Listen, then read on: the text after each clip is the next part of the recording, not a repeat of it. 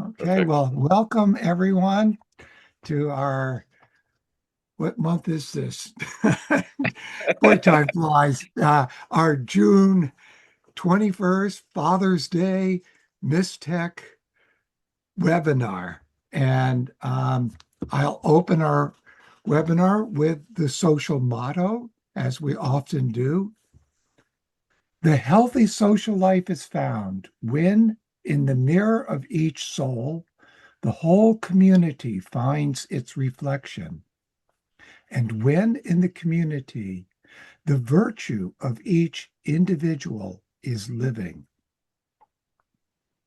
I find this verse to be potent for our topic today as we are striving towards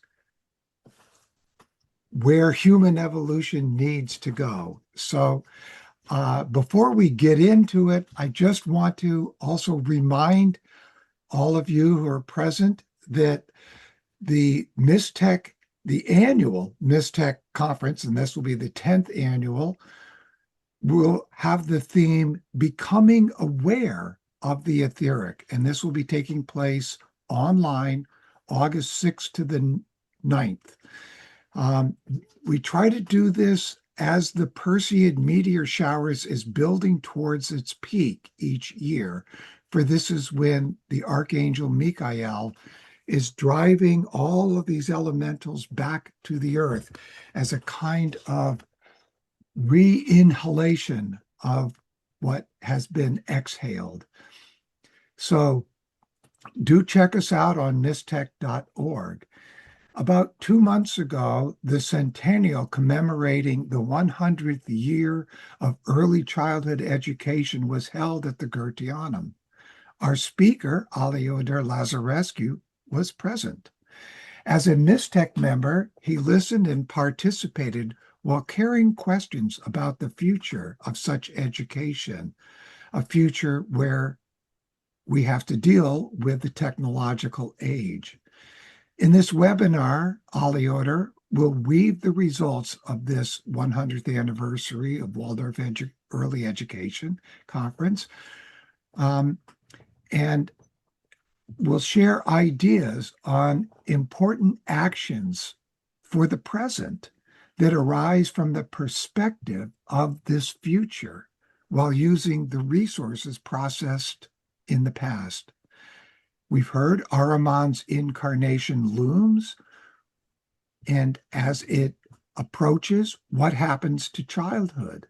Will their natural pace of development and balance between mind, heart, and will be affected? How must education change to meet this future that is at our doorstep? Can a school maintain warmth while educating the next generation of children?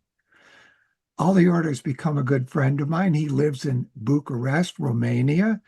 His original profession, like mine, was as an engineer, but he was called to give this up for anthroposophical work in his city, including Waldorf schools, the preschool training course, and a publishing business where he thinks he doubles as a translator. Actually, his English is quite good. I'm just teasing him. Aleodor has hosted study groups about technology for a couple of years, and this has led him um, to become an active MISTech member. And through this, our friendship really blossomed when he invited me to come to Bucharest at the end of a speaking tour I had in the UK back in 2024. So, Aleodor, I'm delighted you're here, and I want to turn this over to you now. Thank you. Thank you so much for this wonderful introduction, and I do appreciate everything that you have done for us in Bucharest and all the opportunities which you give to everybody with regards to anthroposophy and technology. And I have learned a lot through my work together with Mistec and through the courses. And I do invite everybody to join the conference, the annual conference, which is always enlightening, and the courses, because working together is one of the cornerstones, one of the most important counterbalances to an Ahrimanic influence and to a Luciferic influence. It is what will give us strength in the future, and the working together helps us both as individuals and as communities. And I found this to be important, and it can be one of the points, and we haven't even started, the important points in working with parents and the whole community in schools. This actually changes not only your little space in which you are active, but it changes the city and why not the country and the whole of time. And this is from experience, and I do encourage you to do it. Um, I have to say that I am very enthusiastic to talk about this topic. I'm a bit emotional because the whole week there in at the Gotanum was very intense, and we have learned a lot. I was there with both my friends from Romania and with other friends from other countries, and the meeting was always so beautiful, but with so much emotions. So I wanted to start with what Rudolf Steiner gave to us at the start of the Waldorf education, at the start of the first course for the Waldorf school. So I will put also the link in the chat if that is okay, with where you can find this address of Rudolf Steiner. I'm putting it right now so everybody can see. It's a link from RS Archive, so it's in English. Um, and I want to read a bit of this address. So, the Waldorf School must be a true cultural achievement in order to bring about a renewal of our present spiritual life. We must expect transformation in all things.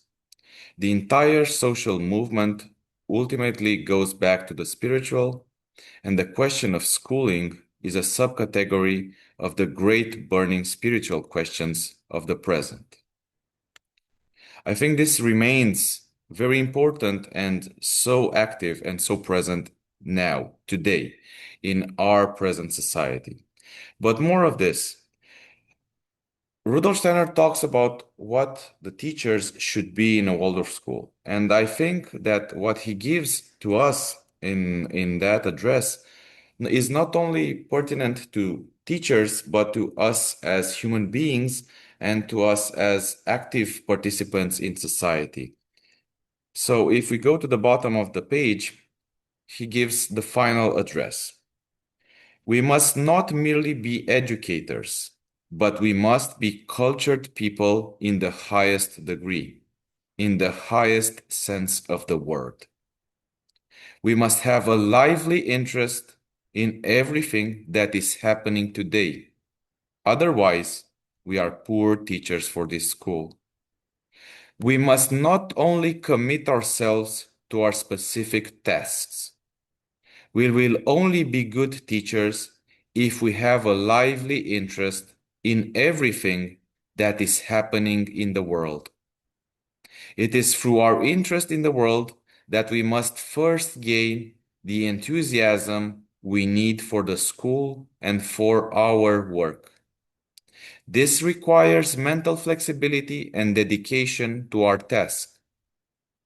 Only then can we draw on what can be gained today when we turn our attention to, first, the great needs of the time, and second, the great tasks of the time, all of which cannot be fitted into a mental image as being large enough.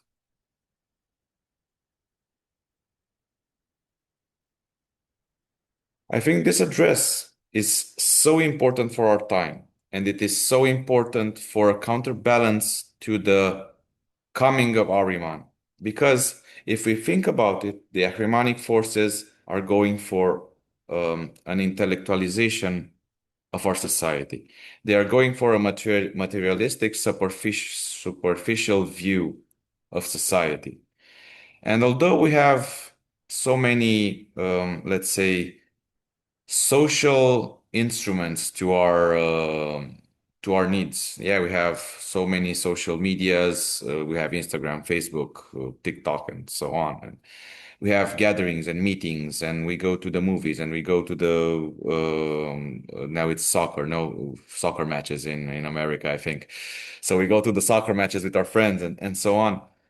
These are still a bit superficial. And what Rudolf Steiner gives to us is that by becoming people of culture, by understanding what is happening in the world and having a lively interest, that makes us approach everything with a different attitude.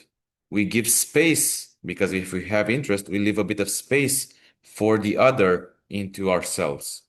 And that gives us not a sentiment of power, a feeling of power and of high knowledge that I know everything, but gives us a sort of hugging of the other being.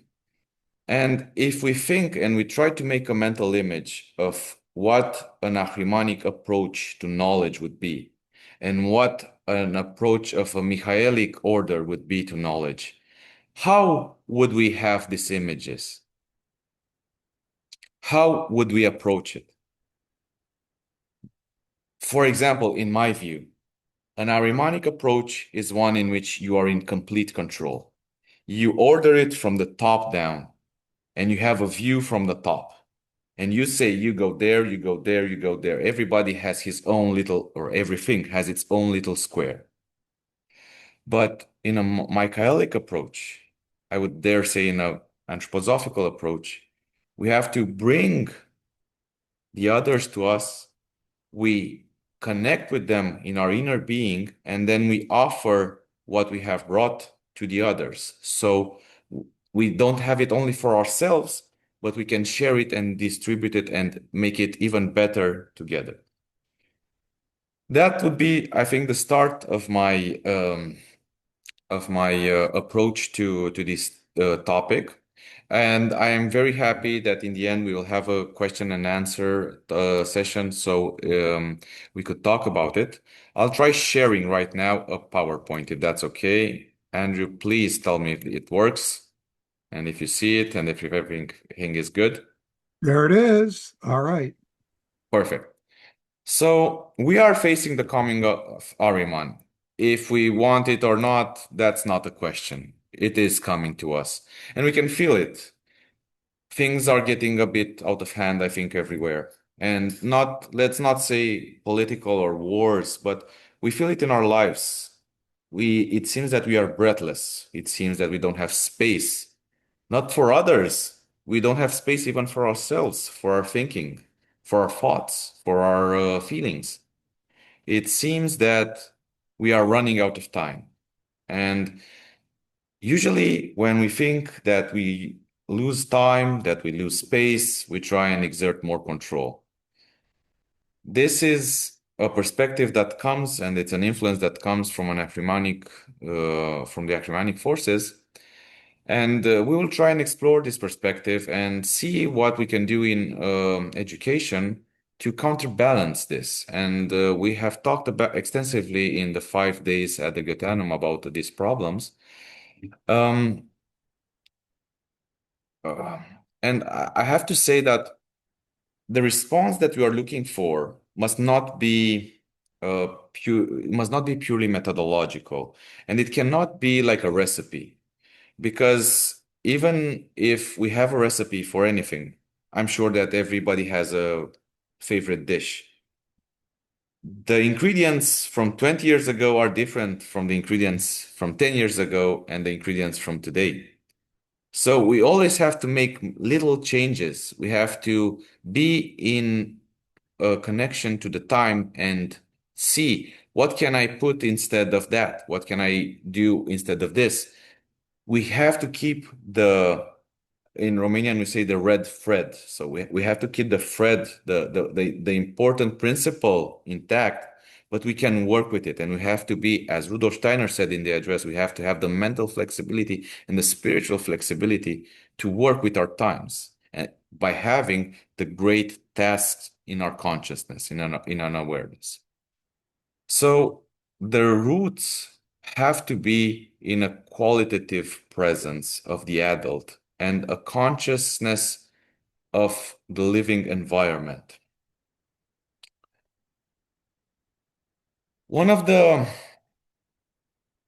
one of the topics of the talks that we have received in the Gatanum was, of course, that the child is a sensory organ, and everybody who is a Waldorf educator or teacher knows this, that in the first 7 years, the child comes and he's open to everything that is around him.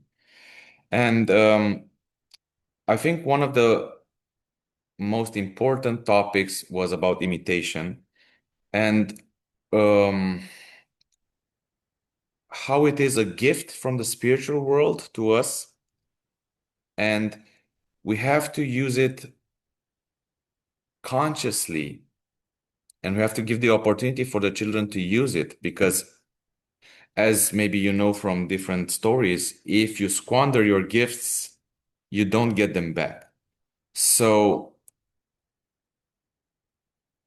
the fact that we, as human beings and children, can imitate is a gift from the spiritual world. And it is important to notice that they will not only imitate the outer acts, but also the inner quality of the adult around them. And that means that we have, as teachers, educators, and I would think parents and adults, we have to be very aware of what happens to us internally. So one of the important aspects that start to emerge this is that we as human beings have to go on a path of inner development so that the children can have a good role model. So when we speak about imitation, we are not talking only about the superficial aspects, but the fact that it's kind of like the children have a profound spiritual radar. They perceive tension, they perceive doubt, they perceive love.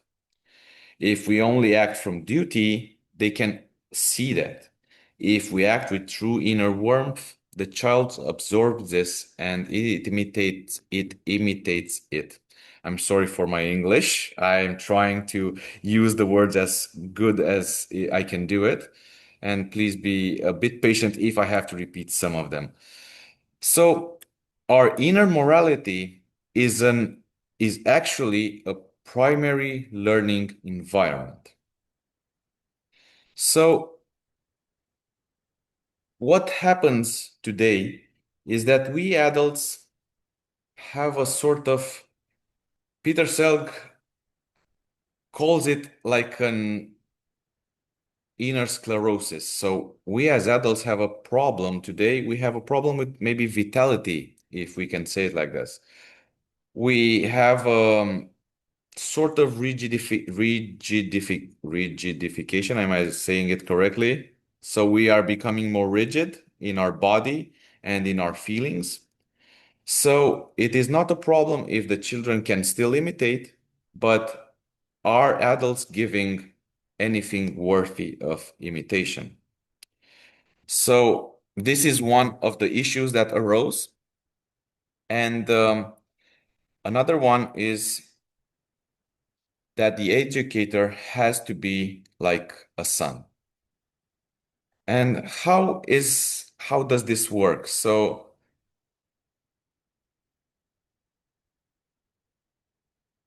if we think that we work with children, or maybe we work with adults, when we bring aspects to the others, they are like a sort of garden in which we put seeds and we put information and we put our soul forces outwards. So the educator is meant to be like a sun in the child's universe. He has to be predictable. He has to be unwavering in like an unwavering source of warmth and light.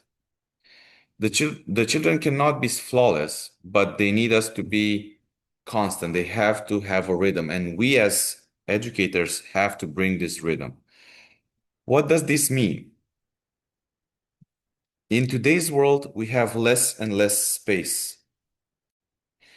Children need space, and they need space to play. They need space to put outwards their inner world. And we have in this world less and less space. If we think only about technology, that it's everywhere, yeah, we have screens, we have waves of different sorts, we have a lot of noise. We don't have maybe enough sunlight, we don't have maybe enough nature, places with nature. So if we come towards the children, we have to make a space for them. So we act like a son and we make space so that they can feel that they can move freely. This was one of the most repeated aspects, that we have to make a space for them. And what does this space mean? Is it only an outward space? No. Let's think of how we feel between our thinking and our willing.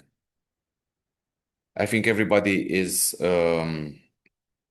knows about the thinking, feeling, and willing as the three forces of the human being. So I won't go into that. But technology comes towards us and it affects our thinking. We become more anxious. We become more um, blocked in let's say patterns of thinking, and our willing is numbed by all this technology. We don't I would say we go into a sort of comfort. So our inner being is becoming more and more, it has less and less space to manifest itself. So by working as on an inner path of development, we make this space for ourselves in which the spiritual world can work. And through that, the child has something worthy to imitate. He has a safe place to be and work. We offer like dampening for all the world that comes towards the children. They don't have to know about all the wars. They don't have to know about diseases, money. They don't have to know about all that is happening, like um, even buildings or noise, or let's say we make an oasis for them by our work. And this oasis gives the opportunity for the spiritual to work through them. So this is one of the important aspects. As a sort of image, think of a candle. If you have one single candle in a dark room, it brightens it up. The educator has this role to be like the light of a candle in this world.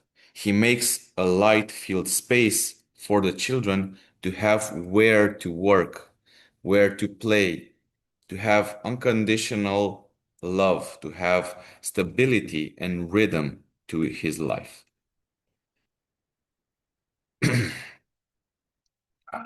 Here the lecturers came to us and by starting with this aspect that we have to work with the children and we have to give them space and we have to work on ourselves, they gave this parallel with the planes in which they say you have to put your oxygen masks first and then help the others. So I think many of you have worked maybe either in their own work or if you worked in education or with people. Sometimes you are so enthusiastic and you bring to others and you work and you don't feel the hours, you don't feel let's say your body saying you're a bit tired, maybe you should sleep, maybe you go over a meal or two or three or four, or some days you say, "Ah, I don't need to sleep now. I have to this to do and this to, and they need me and they need me and the others need me and so on. And I have to learn this, I have to learn that." But if you keep giving and you don't fill your own vessel, your own cup, you cannot continue to give. So here, one of the important aspects to early childhood educators that it was brought is that less is more. And it is better to do less in a more profound manner and in a manner that you are present and aware than to do a lot in which you are not present and you feel afterwards burned out. Because as we know, rhythm is much more important for children. And I will give here a sort of joke from the communist period of our time, so of Romania's time. My father worked in construction and he worked at the subway stations. And if you know anything about communism, they wanted to do everything fast. If you could do it yesterday, it would be perfect. And it was a lot of pressure on them. So my father at one point talked with his superior and said, they keep coming to us and we technically we cannot do anymore. We have all the people that we could manage, we have all the equipment that we could manage, but they still want things to go faster. How could we explain this to them? And when the representative of the government came, my father's boss said and gave the next example in which I try to apply it to my life every day. And I think all of us could do it. So a, uh, a mother needs 9 months to give birth to a child. So a pregnancy is 9 months.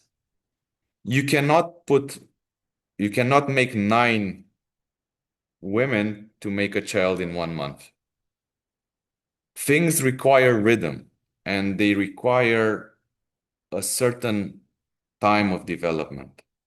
So even though we feel sometimes that less is less, it's actually more, and it helps us to do a bit every day. Here, examples to us were given of meditation, of daily exercises, and let's think about it. We talk about oxygen mask, we talk about breathing. We have to have a rhythm of expiration and inhalation. So we have to keep the rhythm in our daily lives and in our inner work. It is very important for the educators to have this breathing. It is one of the most important things that we can do. And it's a counterbalance to the Ahrimanic influence. Let's think about how, again, to the first image that I asked you to give, how would you think Ahriman works? He keeps taking, he keeps taking. Now let's think of AI. It wants more and more information, but it doesn't give it back necessarily. So it doesn't have a breathing to it. We have to keep breathing so we can ourselves be human beings. And as Andrew a lot has talked a lot about this, the new yoga is about breathing, but not only through our lungs, but breathing through our senses. So we have to work on this in the new Mihailic yoga method. So the presence in the activity of the children and in their play outweighs the complex methodology. We feel in today's culture that we are breathless, that we are overwhelmed by administrative and social demands. And this is true of Romania, and I'm sure it's true of every country. We feel overwhelmed by all the administration. So the counter to this is the rule of less is more. You have to show up and with authentic devotion, and the children will feel grounded. We have to not forget the tasks. The task of education is the children and not the papers, not the parents necessarily, and not the building. Yes, so the children are the most important. We talked about rhythm, and here it was very interesting to talk about Chronos and Kairos. So, in our time, we live in a sort of chronological pressure. The word we were given as not sort of an illness, but something about it, it's chronopathy. And it happens in both adults and in children. I have to say that Andrew knows, and I think I have said it beforehand. I am also a student now here in Bucharest as a day college for in psychology, and I'm looking of how many subjects we have, how many demands we have, and it seems like you don't have hours in the day to do everything.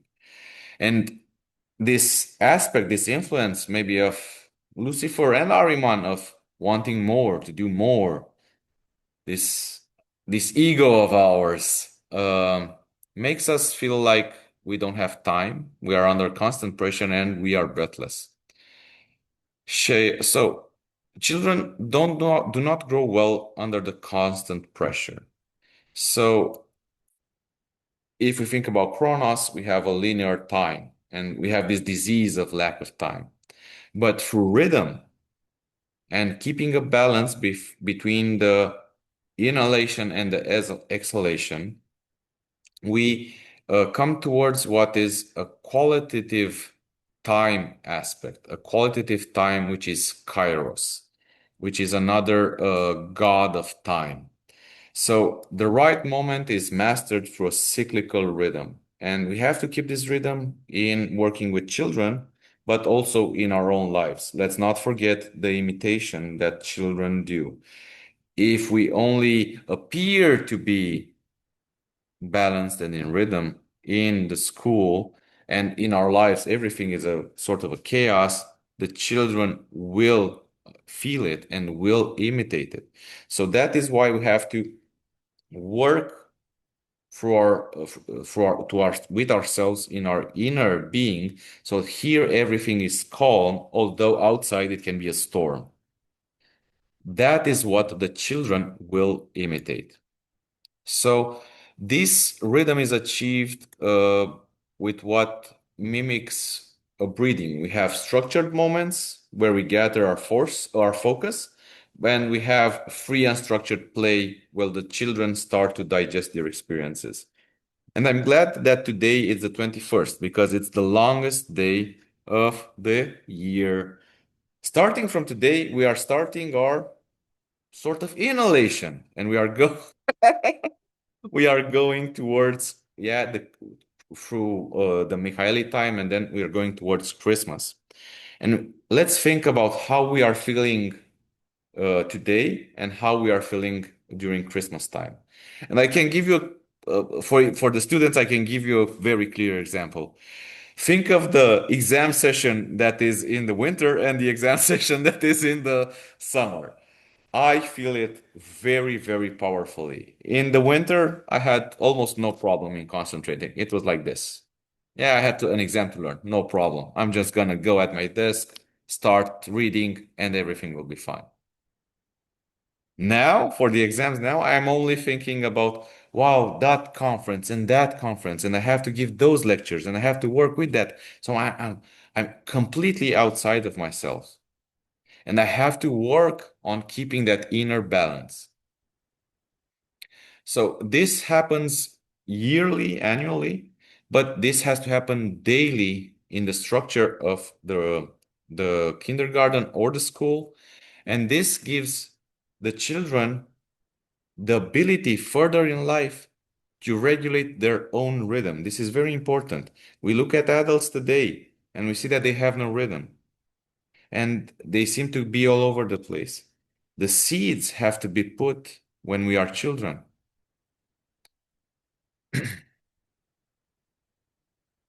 we have to have the space for this rhythm to work. Let's not forget about what we talked in the previous slides. So we have walking, speaking, and thinking.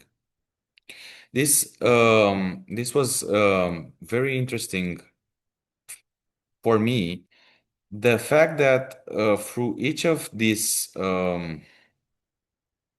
aspects, something different comes to us. So walking comes through the archangels.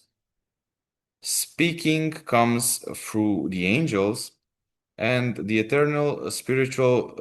So the spirit works through the thinking. Though people who have read the Foundation Stone meditation know this very good. Negative courage. What is negative courage? Is when we um, it was given as an example of uh, of the opposite of fear. I don't know the word in English right now, so I'll give sort of an image. It's daredevils.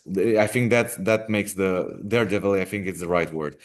So when we are daredevils, that's sort of a negative courage, and so, sometimes we are daredevils in our words, in our speaking, and it's yeah, Foolhardy is another one.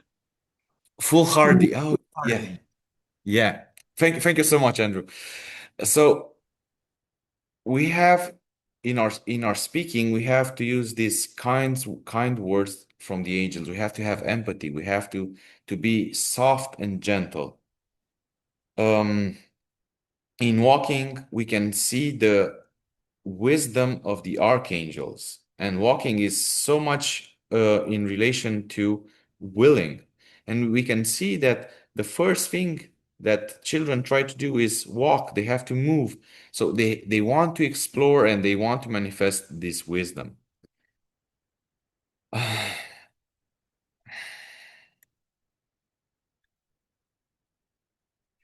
Through kind speech, we disarm aggression and fear. Through standing upright and through walking, this will impact the future moral straightness or rectitude, I think would be the word. Am I wrong again? So that it can be straight, that it can be okay. And thinking is so important, but we shouldn't bring it too early because, as I said, I'm a student now, and most studies now show that bringing abstract thinking too early to children is actually detrimental to the development of the brain. So, through walking, through speaking, through working with the senses, and through rhythm, we actually help the brain develop further and to have more and more connections that are more robust as the years go by. By bringing thinking, it's like making abstract thinking, it's like making highways. At one point, if everything goes through a highway, it gets congested. So you have to have a lot of roads. And by working with a lot of connections, the brain works not only through singular pathways, but it works together.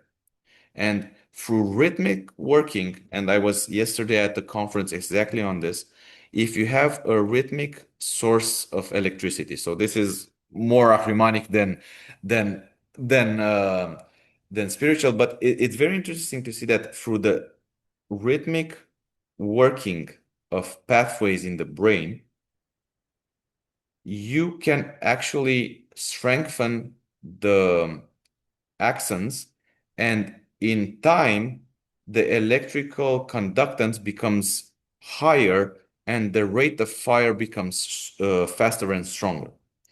So you don't have to have a powerful current, you have to have small, incremental, and rhythmic currents. And this makes the difference. We talked a bit about the substages of development from 0 to 7 years. So we have play between the first 3 years. We have the development of fantasy between 3 and 5 and 6 years. And from 5 to 7, we have the beginning of conscious self-detachment.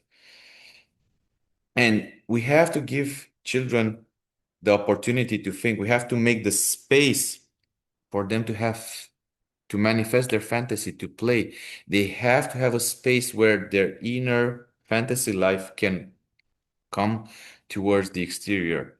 I was a Waldorf student myself, and I remember fondly the memories of kindergarten, in which you thought about castles, you thought about different games, you thought about um, different types of playing, and you would go outside and you would take stones and twigs and leaves, and you would play with other colleagues, and you would start and say, no, we have to do it like this, and then you would see that it doesn't work, and you would have to think of new solutions. There was no YouTube, there was nothing served to you. So this gave an enthusiasm to doing mistakes.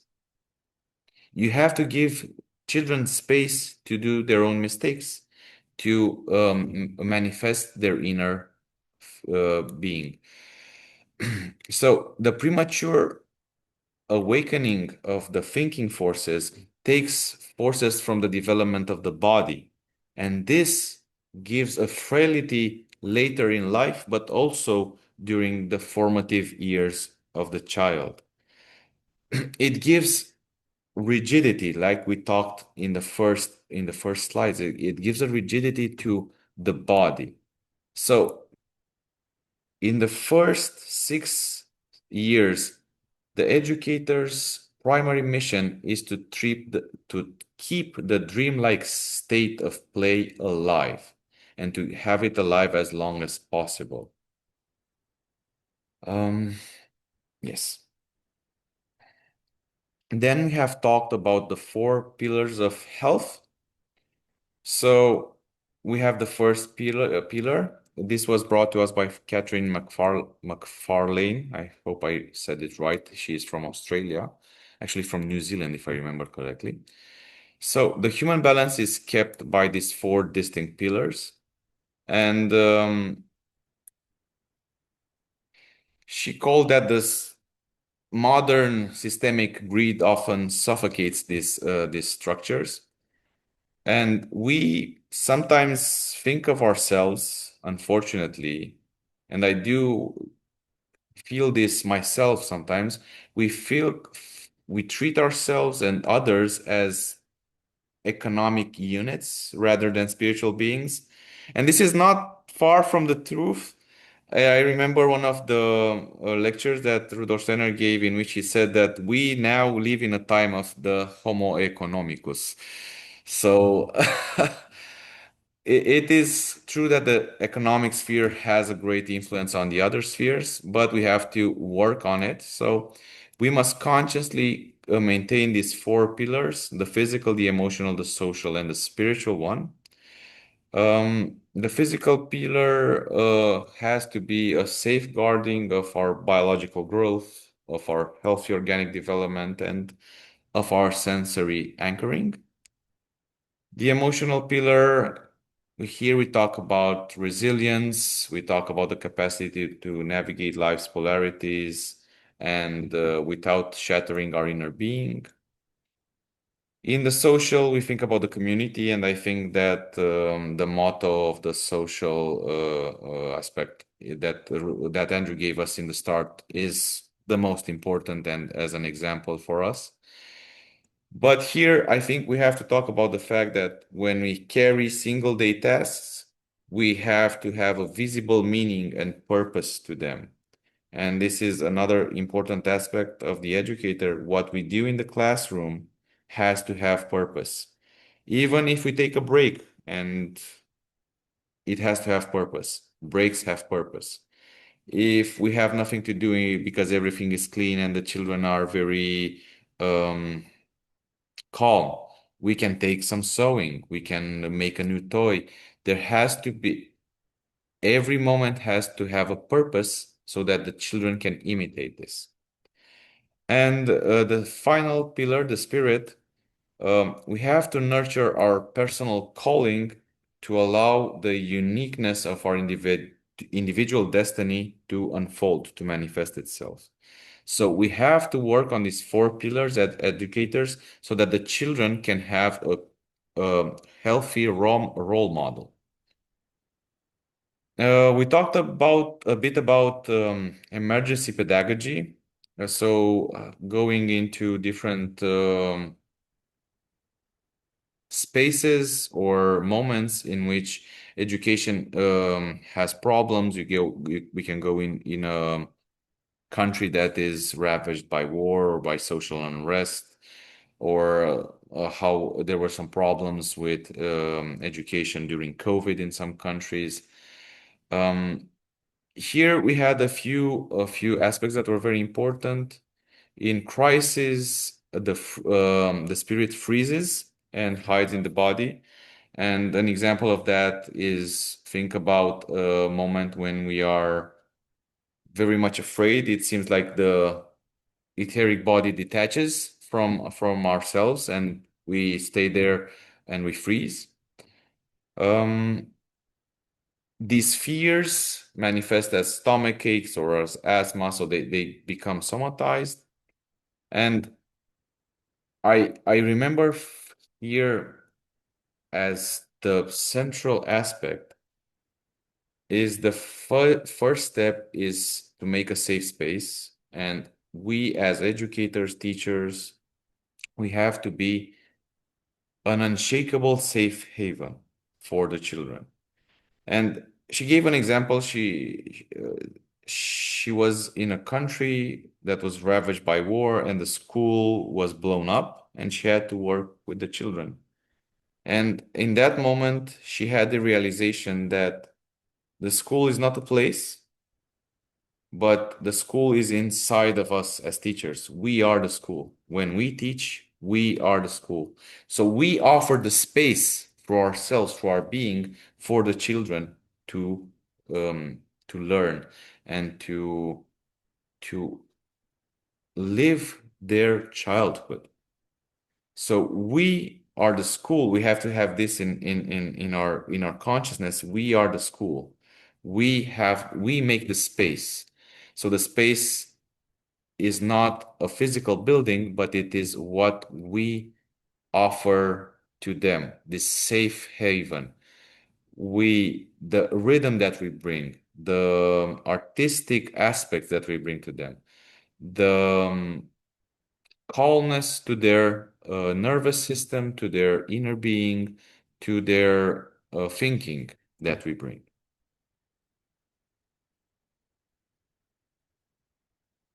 Um, Another aspect that was brought to us is that the seven planets work with us, and they work in education, they work in our connections.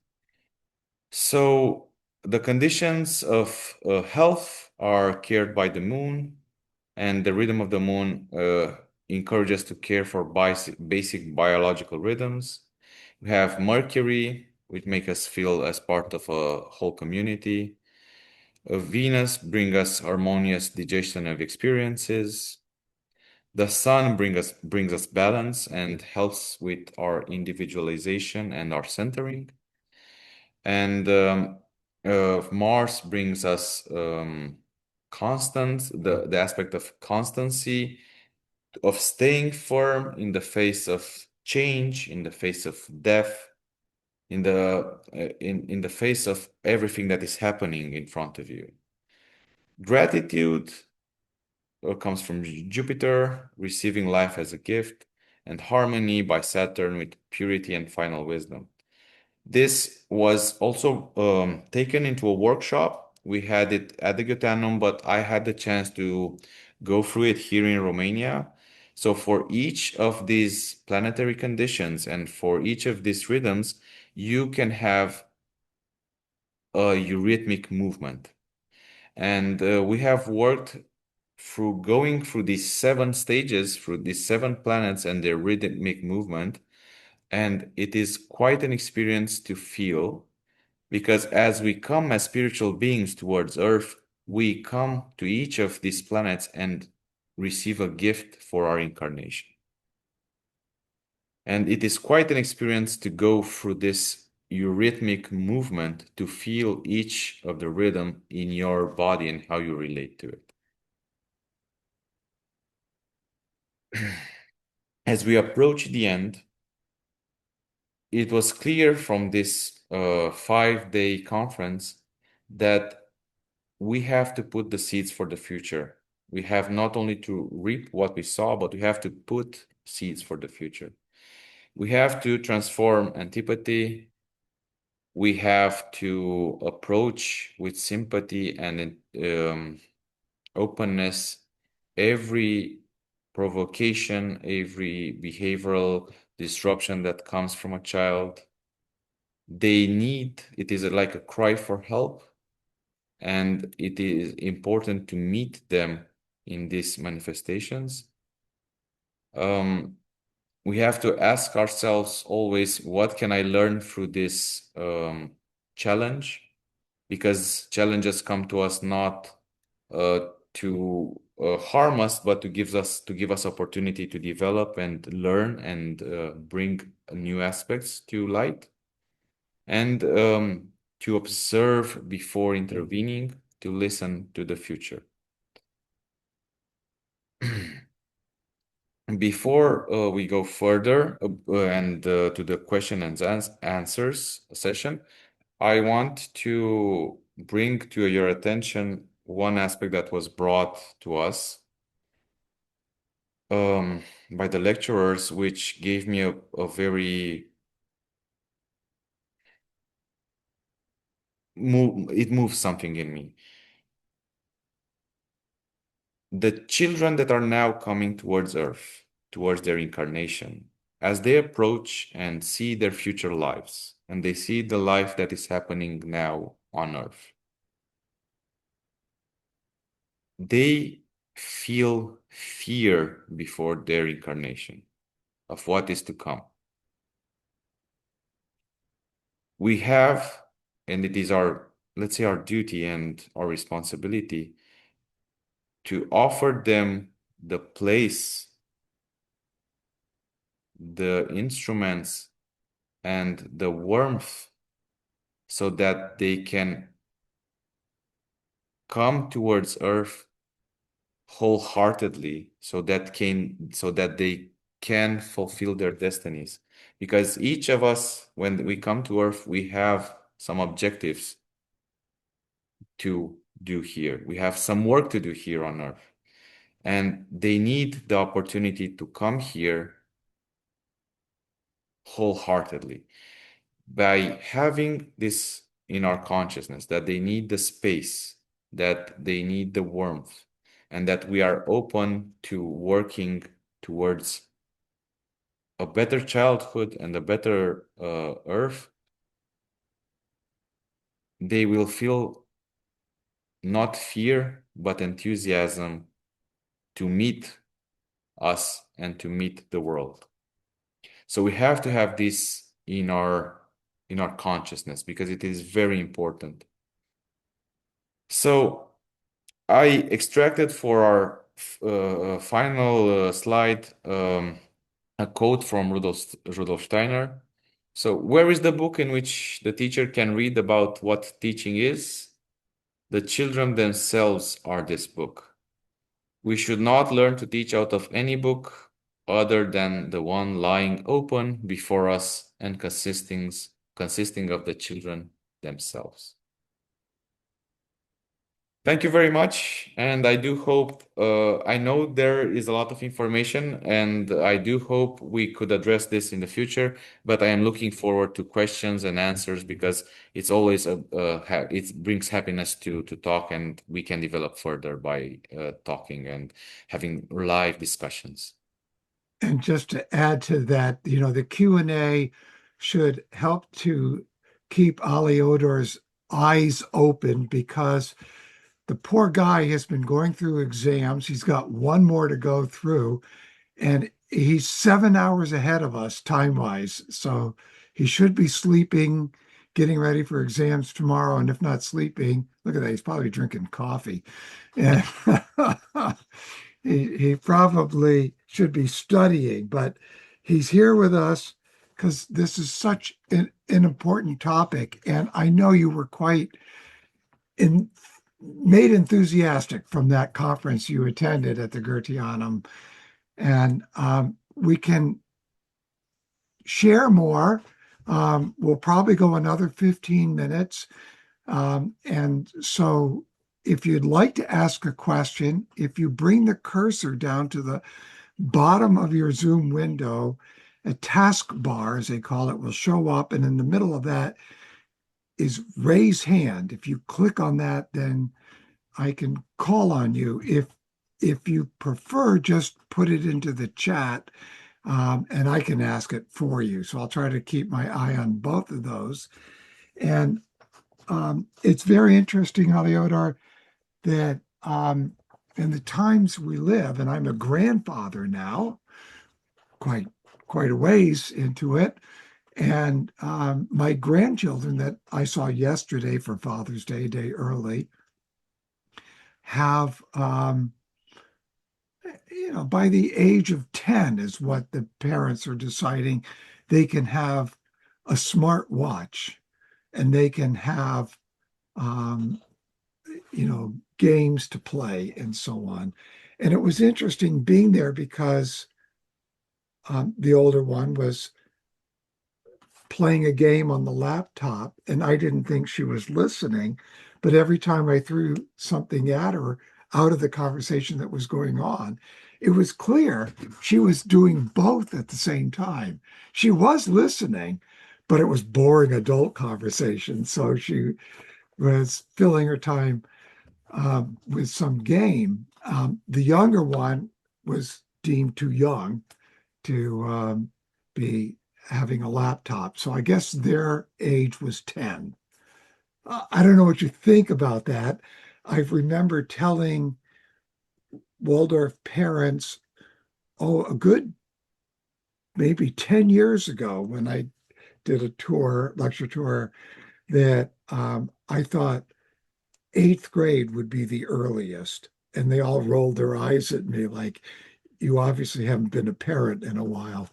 And I don't know if you have any comments on that. And if anybody else from the audience might have something, you can hit raise hand. Go ahead, Aleodor. So I have the same opinion. So I think after the crossing of the Rubicon would be the earliest. We have to keep a balance between these things. I know I have talked with my sister, so I have two nieces, and one is 11 and one is 9. And we are starting to have this problems with I want a phone, I want phone time, I want to look at screens, and um, at one point, I remember that my sister called me and she said, "I have an important meeting. I cannot. I'm alone." And I gave my niece the phone with some videos of sheeps. She liked at that moment. She liked sheeps very much. She was very interested in sheeps.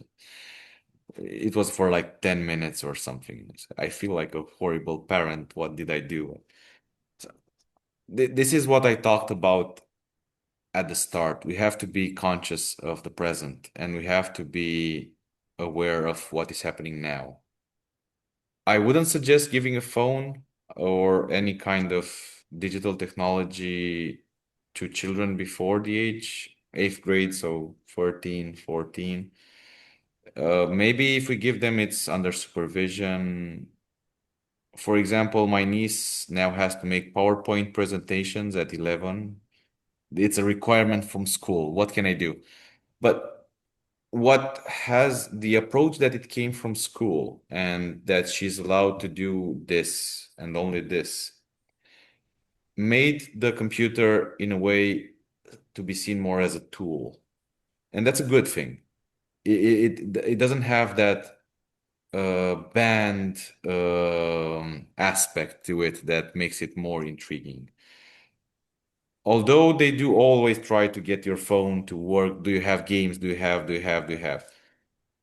But by being resilient and by being consistent in this, no, it is not for children and so on, they will give you, or they will realize that you did a good thing when they are later in life. I had a computer from the start of my life, and I did play games quite early. My Yeah, I know. So I think I was 11 when I started playing games on the computer for a little time, but my mother then came and stopped. And I have to say now at 30 years old, I am very glad that she did that. And I can see the difference in my life and how I approach things. I did see a question from Holly on Holly's here. Holly can ask her question. yeah, okay. Hi. Holly, go ahead. And then Judith Erb would be next. Go ahead, Holly. You talked about bioecosocial. Before I understood that whole concept, if you could just elaborate a little. So that was it's an approach, Sophia meaning wisdom, eco meaning being in ecological approach and with a community approach, and bio by I forgot the Biological word. living. Yeah, biological, exactly. But linking the biological, I was looking for linking, and it only came in Romanian. Linking the biological, the community, and wisdom together. So it's an approach. I have to say that I am not that knowledgeable in it. They came only with um, small extracts that through this working in this approach, they have seen these things like you have to listen for the future, you have to train and to listen deeply, and other examples. So there wasn't an elaboration on how they do it or where to look at it. But if it is something that it is of interest to you, could give me an email and I would talk to the IASVC about it. So it's the International Trainers Association, and I'm sure they will give us further information, Great. if that's okay. Does that answer it, Holly? Are you okay? That's perfect. Thank you so much. Sure. I will put my email in the chat so everybody can have it All if right. they're. So while you're doing that, Judith, if you could come off of mute and you would be able to ask your question. You're on mute, Judith.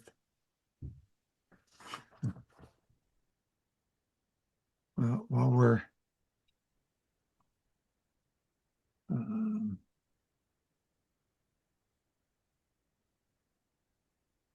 I saw a question, I think, from Ines Franco.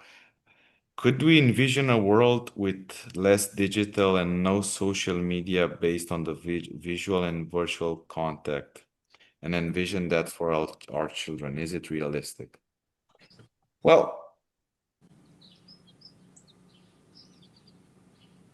we aren't obligated to bring social media to our children. That's a choice that we can make or we can not make. I give private tutoring in math. Besides all that we have talked about before that I also give private tutoring in math. And I do have children that do not have phones, that do not have access to social media, and that still play outside with their colleagues and friends. And they have a perfectly beautiful life. They're very enthusiastic, they have more energy, and they go to sleep at 9 o'clock without any problem and get up at 6. So the I usually go to my tutoring in the morning and I say, let's say we start at 10:30 so that the children can get up and they have their breakfast. And that mother says always, no, no, he gets up at 6. If you can come at 8, it would be wonderful. So so we have a choice to make. The genie is out of the bottle, it is true, but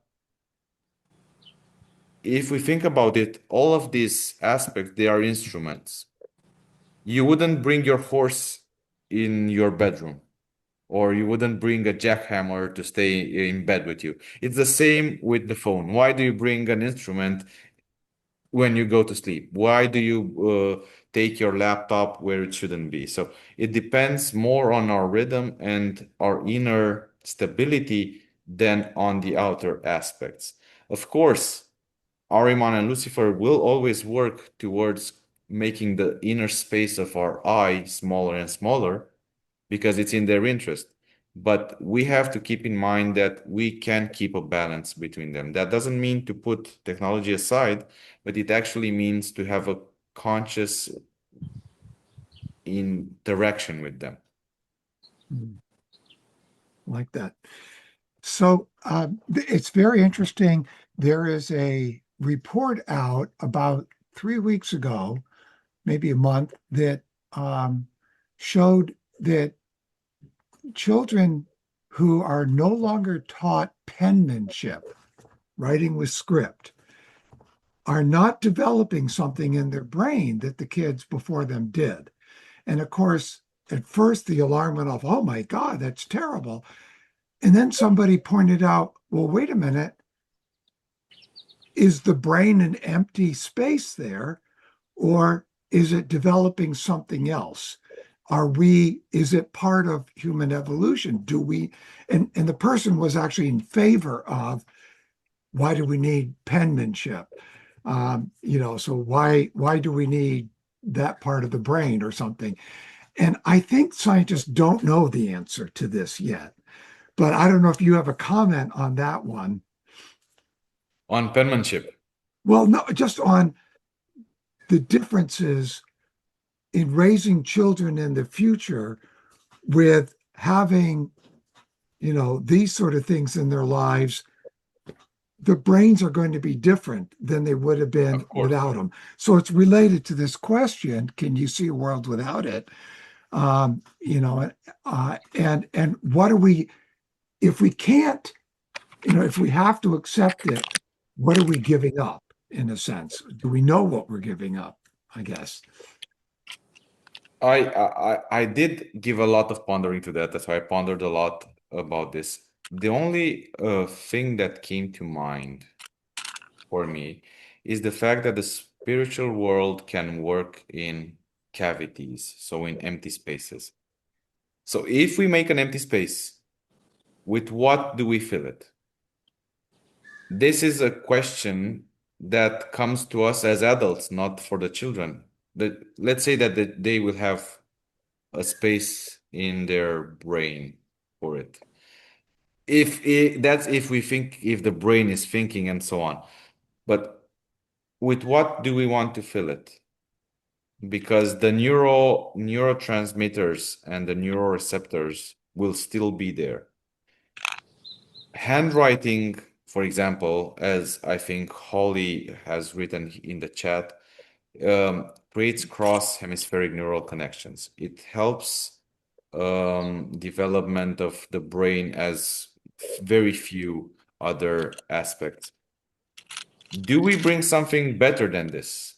Can we bring something that gives the fundamental of imagination, for example? Because in the future, if we have no space, we will have to have a greater imagination. Is handwriting helpful to this? I think so. Can we exchange it with something else? I think that regards a question that was put in the previous webinar. We have to do more spiritual research so we can see what can we bring to this. So, or instead of this. Right. I think that would be the answer. Terrific. More spiritual research. Judith, you're up next. Yeah, finally got my microphone to work. You can hear me, right? Yes, we can. Okay. Go for it. What I appreciate the answer that you gave to the previous question about the holding the right thing at the right time on a daily basis, like going to bed. one of the things that I've observed in my grandchildren, who are certainly of a different generation than even my children by a lot, is that it's really important that they have the ability to feel they can be in their culture. And we do make a big mistake when, as Waldorf teachers, we cause them to think that the culture is bad and they shouldn't be part of it. And, you know, here we're helping them to learn how to not have to be part of this culture. You can be part of this other one. But they know that in the end, they have to go out and live in the other one. Somehow they have. And it's happening younger and younger. I mean, they used to not realize that until they were in high school. Now they realize it when they're in the sixth grade. They realize it sooner and sooner.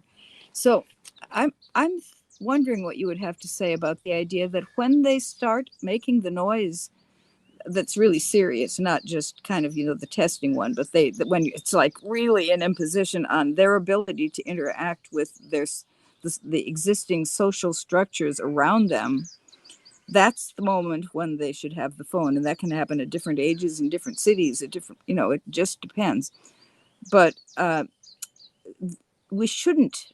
What we should do at that point is we should already have built up how they can counterbalance it, because everything's about balance. I mean, resiliency in anything is about how long is the stretch between this pole and that one, whatever you're talking about. As long as you've got a decent stretch, you have the space that you need for your inner work. But as soon as you try to constrict one pole or the other, you become less resilient in your context. So I was wondering if you could you make some comments or thoughts about what do you think of that? Well, it's very interesting. So again, research, so materialistic research. No spiritual, yeah. It's from the research in the university right now at there, and shows that interaction with phones damages the brain, especially in young children. The fact that the generation has phones, and I'm not saying that we can put the genie back. I'm not saying I have a smartwatch. So I had a computer in my house since I think I was like 3 months old. I saw computers, I interacted with computers. My friends, I lived in a flat, so my friends were not Waldorf students. I had my class was in a normal school, and we had some Waldorf classes during my school years. We interacted with no problems. The fact that that others have it is not, I would say, a seal of approval that we should have it. And as we see more and more, there's legislation that stops usage of the phone in schools until different, it depends on country, but until different grades. So the trend in the world is against using smartphones, against using social media from a young age. We were ahead of the trend in a way, yeah. So we should be aware of different moments in the children's life, but it depends on each children and each interaction. And again, here I will give an example from my own life, so I don't give from others. When I was about 10 years old, my friends had guns, plastic guns, BB guns, I think it's in English, the ones with pellets. My mother said that in her life, she will not buy me a gun. She will not buy me a gun. And I cried and cried and said to her that I am becoming, the children are not playing with me, and I'm not part of the group, and I feel left out, and so on. And at that moment, she, with her own two hands, took me to the market and bought me a gun, a plastic gun with with pellets. And I played with it for something, I don't know. I went outside, look, I have also a gun, and But so we shouldn't say never, but we have to be very aware of that moment when we have to interact. We give him a phone. What kind of phone? What capabilities? When does he use it? In which time? In with which friends? Are the friends truly friends? So it is a lot for us to take into account. But the example, I think, of my mother buying me that item is quite good for as an answer. It's a great example. So just to go on to Cynthia next, as we do, I think it's helpful for such parents when their country passes a law that says no children under this age cannot be on this social media. How it's going to be enforced, I don't know, but that does make life easier for those parents. Yeah. My colleagues, which are like 19, 20, 21-year-olds, students, yeah, they all feel and they are all conscious that their phone is hurting them in their thinking, in their feeling, in their willing. They're conscious. They're trying different paths to put it aside. And when we made studies together and we worked, they all said children until the age of 12 should not have phones. It was almost unanimous. So themselves, they are very close to that age, that yeah, to 12 to 19. It's it's close. They said no, they shouldn't have. It's detrimental to their mental health, to their emotional health, and so on. So it's becoming more and more aware. We have to be steadfast in our convictions, but So not not Cynthia, not rigid. I think this has to be our last question because I see we're past time already. Cynthia, you have to come off of mute. Wait, Cynthia has to unmute. Cynthia, can you come off of mute?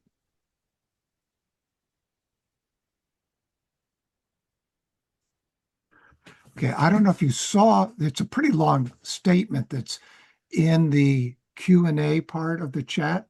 I don't know if you had a chance to peek at it because you've been talking while we're trying to get Cynthia to get I only to had the answer time her to look at question. one of them, the first one, but the others I didn't have Okay, yeah.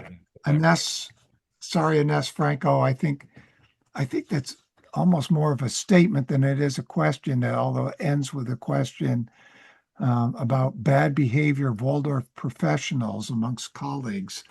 But Cynthia, I guess we'll have to ask you to send your question to Aleodor because we've got to wrap up. I want to thank you so much. Oh, wait, Christine,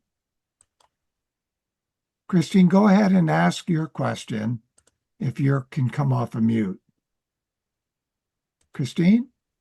I'm sorry, I don't have a question. I was trying to see the question in the chat. Oh, Sorry. okay, great. All right, then we will wrap up for today. I want to thank you, Aleodor.